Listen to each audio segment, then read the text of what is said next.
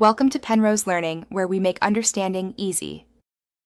You start by opening Settings and navigating to Hotspot or Mobile Hotspot. This is where you control access.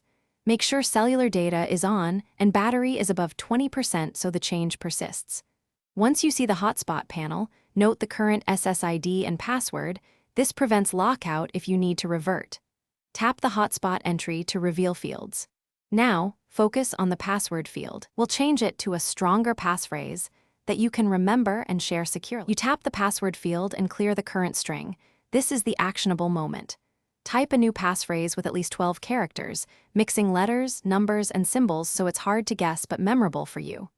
Once entered, you save or apply, the device writes the change immediately. Make sure the hotspot shows as active after saving. If other devices need reconnecting, you'll re-enter this new password on each one. Do that now, and confirm they obtain an IP address. You verify the change by reconnecting a test device with the new password. This proves the update worked. If the device fails to connect, first toggle the hotspot off and on, then try restarting the phone or hotspot device. That often clears temporary conflicts.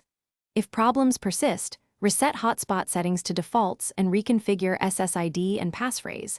This resolves most stubborn issues. Make sure the test device shows data transfer. If not, check carrier restrictions or contact support as a last resort.